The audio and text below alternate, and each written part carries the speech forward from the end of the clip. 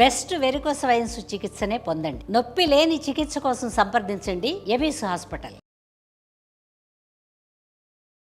నమస్తే రమ్మగారు. నమస్తే జయ.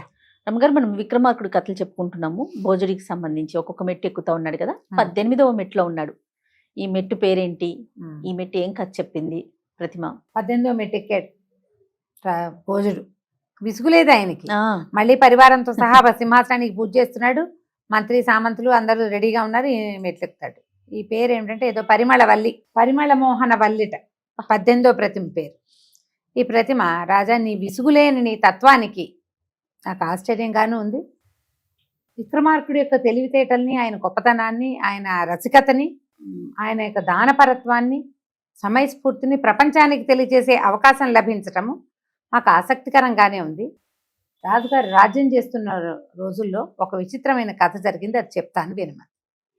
విక్రమార్కుడు రాజ్యం చేస్తుంటే ఈ ఉజ్జయిని మహాపట్టణానికి చుట్టుపక్కల అలకాపురి అని ఒక రాజ్యం ఉంది.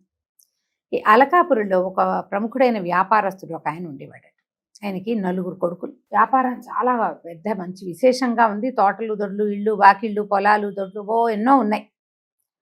కానీ ఆయన ఒకనాటి రాత్రి సడన్గా మరణించేసరికల్లా సాధారణంగా అన్ని చోట్ల జరిగేదే. 4 రోజులు గడిచాక ఈ పిల్లలు ఆధిపత్యం కోసం పోరాటం మొదలుపెట్టారు. పోట్లాడుకునేవాళ్ళు. నేను ముందెళ్ళాను, నేను ముందు వచ్చావు, ఇది నేను మొదలు పెట్టించాను, నేను పక్కనే ఉన్నాను, ఇదంతా ముందు నుంచి నా చేతిలోనే ఉంది, పొలాలు నేనే చూస్తున్నా, లేకపోతే వ్యవసాయం నేనే చూస్తున్నా, అది కాకపోతే నేనే వ్యాపారం చూస్తున్నా, ఈ లెక్కలు చూసేది నేను. ఇలాగే పిల్లలు కొట్టుకుంటారు. కొట్టుకునేసరికల్లా ఈ వాళ్ళ స్నేహితులు కొంతమంది ఏమన్నారంటే, అట్లా కాదు, మీ నాన్నగారు ఏదో చాలా ఏర్పాటు చేసి ఉంటారు, ఆయన తెలివిగలవాడు, ఎక్కడైనా ఏదైనా ఒక విల్లు లాంటిది, వీలునామా లాంటిది రాయబడి ఉందేమో, ఆస్తిపత్రాల్లో పెట్టుంటారు, ఎవరు ఏం చేయాలి అనేది ముందు నుంచి ఆయన ఏర్పాటుగా చేయించాడు, ఏదో ఒక ఏర్పాటు ఉండుంటుంది, అది దానికోసం వెతకమన్నారు.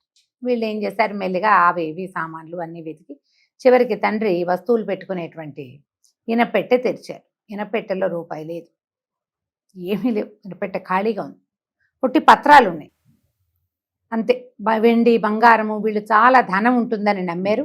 అది కూడా ఏం కనపడలేదు. ఏవో కొన్ని మామూలు పాత కాగితాలు అవి ఏవో ఉన్నాయి, పొలాలు అవి ఆయన పేరు మీద ఉన్నవే తప్పిస్తే ఎవరి పేరు మీద రాసినట్టు లేవు. వాటన్నిటి కింద వాళ్ళకు ఒక చీటీ కనిపించింది. ఏమిటి? మంచం కోళ్ల కింద వివరాలు ఉన్నాయి, మీరు ఎలా పంచుకోవాలి అనేది కోళ్ళ కింద పెట్టి ఉంచానని రాశాడు. తండ్రి స్వదస్తూరితో కనపడింది. ఆయన స్వహస్తాలతో రాసిన ఉత్తరమేనని. సరే, ఆయన పడుకునే పెద్ద పట్టె మంచం ఒకటి ఉంది, పందిరి మంచం. ఆ మంచాన్ని ఎత్తి పక్కన పెట్టి ఈ మంచం కోళ్ల కింద, కోళ్ళు ఎక్కడ ఉంటాయో అక్కడ ఏదో గుర్తు ఉంటుందిగా, తవ్వారు. తవ్వితే 4 కోళ్ల కింద 4 రకాలు దొరికినాయి వీళ్ళకి. ఏం దొరికింది? ఒక దాంట్లో ఓ అంత పాత్ర ఉంది, ఒక దాని కింద అందులో ఎముకలు ఉన్నాయి. ఇంకో దాని కింద బొగ్గులున్నాయి. ఒక దాంట్లో మట్టి ఉంది. 4వ దాంట్లో అంత గంగాజలపు పూర్ణ కలశం ఒకటి పెట్టబడి. ఇదేనా మన ఆస్తి అనేసరికి స్నేహితులు కొంతమంది సలహా చెప్పిన వాళ్ళు ఉన్నారుగా, వాళ్ళలో ఆయన ఫ్రెండ్స్ కూడా, చనిపోయిన వ్యాపారస్తుడు స్నేహితులు కూడా ఉన్నారు. వాళ్ళు ఏమన్నారంటే, నాయన ఇది ఆస్తి కాదురా, ఇదేదో క్లూ, మీ నాన్న ఏదో చెప్పదలుచుకున్నాడు, ఏ దిక్కున ఏది ఉందో జ్ఞాపకం పెట్టుకోండి, మనం రాజా విక్రమార్కుడిని కలుసుకుందాం. ఆయన ఇలాంటి తెలివిగల వ్యాపారస్తుల ఐడియాలని విప్పటంలో సిద్ధహస్తుడు. ఇదేదో రిడిల్లాగా ఉంది. లేకపోతే మంచం కింద ఎముకలు ఎందుకు దాచిపెట్టాడు?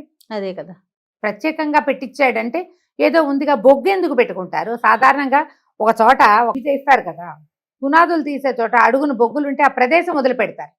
ప్రత్యేకంగా ఆయన ఒక పాత్రలో పోసి బొగ్గులు ఎందుకు పెట్టాడు? ఏదో ఉన్నది చూద్దామన్నారు. సరే, ఈ 4 పాత్రలు పట్టుకుని ఏ దిక్కున ఏది ఉందో అన్ని జ్ఞాపకం పెట్టుకుని పాత్రలు 4 పుచ్చుకుని విక్రమార్కుడి దగ్గరికి వచ్చారు. వచ్చేసరికల్లా ఆయన ఈ వ్యాపారస్తుడు, ఆయన తెలివితేటలు, ఆయనకున్న ఆస్తి, పెద్ద నగరాల్లో ఆయనకున్న వ్యాపారాలు అన్నీ మంత్రులు వాళ్ళు చర్చకు వచ్చిన తర్వాత రాజు ఏం చెప్పాడు, ఈయన 4 చూసి ఎముకలు ఎన్ని ఉన్నాయో లెక్క పెట్టండి అన్నాడు. 108 ఉన్నాయి, చిన్న చిన్నవి ఎముక ముక్కలు. అయితే రాజు ఏమన్నాడంటే, ముందు మీరు 108 ఆవుల్ని దానం చేయండి, ఇంటికి వెళ్ళిపోయి ఆవులు దానం చేసి రండి అని చెప్పాడు. గోదానం చేయమన్నాడు తండ్రి. సరే, వీళ్ళు 4 ఇంటికి వెళ్ళిపోయి చక్కగా 108 గోవులు దానం చేయాలంటే తండ్రి పేరుతోటి దానం. కలిసి చెయ్యొద్దు, కలిసి చెయ్యాలి. ఆ దానాలు చేసేటప్పుడు అప్పుడు తండ్రిని అందరినీ తలుచుకుని చాలా దుఃఖించారు. నలుగురు అన్నదమ్ములు నాన్న కోసం ఏడుస్తుంటే చిన్నవాడిని పెద్దవాడు కావలించుకుంటాడు కదా, సహజంగా న్యాచురల్గా జరుగుతుంది. వీళ్ళు నలుగురు అంతకుముందు ఉన్న కొట్లాటలు లేవు, మళ్ళీ తిరిగి వచ్చారు రాజు దగ్గర. వచ్చిన తర్వాత సరే ఇంకా తూర్పు దిక్కున ఏమున్నాయి అంటే, తూర్పు దిక్కునున్నది, తూర్పు వైపు తలాపి వైపు ఉన్నది. మొదట ఎడమ కుడివైపు ఎముకలున్నాయి, ఎడమ వైపు బొగ్గులు ఉంది. అప్పుడు రాజు ఏం చెప్పాడంటే, మీ తండ్రి గారి ఆస్తి బంగారు కణికల రూపంలో ఉంది, దానికే ఇది దాని గుర్తు ఈ బొగ్గులు. అయితే ఆయన ఎడం వైపు పెట్టాడు అంటే పెద్ద కుమారుడికి బంగారం దక్కాలని మీ తండ్రి గారి కోరిక. బంగారు కణికలు ఎక్కడున్నాయి? సరే ఓకే, ఇంకేమున్నాయి? ఇంకో దాంట్లో మట్టి ఉంది. ఆ మట్టి అంతా తిరగేశాడు, మట్టిలో ఏమీ లేదు. అయితే పొలాలు, మీకు ఎంత పొలం ఉందో అది 4 భాగాలు, ప్రతి చోట నలుగురు పంచుకునేందుకు వీలుగానే ఉన్నాయి వాళ్ళ పొలాలు. 100 ఉంటే 4 పాతికలు, 10 ఉంటే 4 2.5, 8 ఉంటే 4 రోళ్ళు, సరిపోయిందా? అక్కడి నుంచి 4వ జలపాత్ర. అది ఎట్లా ఉంది, ఒక రాగి చెంబు, దాన్ని ఇట్లా కవర్ చేసి పాత్ర ఊడదీయండి అన్నారు. ఊడదీస్తే లోపల జలం తప్పిస్తే ఇంకేం లేదు. రాజు చెప్పాడు, ఈ పూర్ణ కలశంలో జలంలాగా ఎట్లా ఉన్నారు, ఒక మూత పెట్టి ఉంది, తీయటానికి వీల్లేదు, పక్కకు పడినా పొర్లిపోదు. అలా పొర్లిపోకుండా మీ సంసారం ఉండాలని మీ నాన్న కోరిక. అంటే మీరు ఈ పొలాలు మీవిగా సెపరేట్ చేయబడినా మీరు విడిపోకూడదు, కలిసే ఉండాలి. ఈ మట్టి ఉందా, ఈ మట్టిలో ఈ పొలాలే కాకుండా మీ ఇంట్లో ఉన్నటువంటి పాత్రలు సామాన్లు అవన్నిటికీ గుర్తు ఇదే. ఏముంటాయి మీ దగ్గర అంటే, వీళ్ళ దగ్గర కంచు ఇత్తడి పాత్రల వ్యాపారం వాళ్ళకి. ఓహో, అది 4 భాగాలు. అవన్నీ పంచుకోండి. ఊరికి 4 దిక్కులో 4 కొట్లు ఉంటే నలుగురు 4 కొట్లు, 4 ఊళ్ళల్లో 4 కొట్లు ఉంటే నా ఊరికి ఒకళ్ళు పంచుకోండి. సరే, వీళ్ళు ఇప్పుడు మా బంగారాలు అవి ఎక్కడ ఉండుంటాయి, బొగ్గు, ఒక ఐడియా చెప్పండి. మరి బంగారం ఉందన్నారుగా, ఉందనేసరికల్లా రాజు అన్నాడు, మంచం కిందే తవ్వండి. వీళ్ళు ఏం చేశారు, కోళ్ల కింద 4 పక్కల గుర్తు పెట్టాడు తండ్రి, 4 చోట్ల తవ్వారు. మంచం తీసేశారు కానీ గుర్తులున్న చోటే తవ్వారు. మొత్తం మంచం కింద తవ్వండి అనగానే ఆ మంచం కింద తవ్వేసరికల్లా ఆ పెద్ద పాతరలాగా ఉండి వేల కొద్ది ఇత్తడి కంచు పాత్రలు ఉన్నాయి దాని కింద. తర్వాత ఒక బంగారం కొన్ని కణికల రూపంలో, అన్ని పెద్దవాడికి ఇవ్వమన్నారు కదా, అతను ఏం చేశాడు, దాన్ని 2 భాగాలు చేసి మొదటి సగభాగం తనుంచుకుని రెండో సగాన్ని 3 భాగాలు చేసి తమ్ముడికి పంచిపెట్టేశాడు. పొలాలు అవి పంచుకున్నారు. తర్వాత ఏ గొడవలు లేకుండా ప్రశాంతంగా ఉన్నారు. అసలు ఓ కాగితం లేదు, ఓ కథ లేదు, ఓ విషయం లేదు, మనిషి లేడు చెప్పడానికి.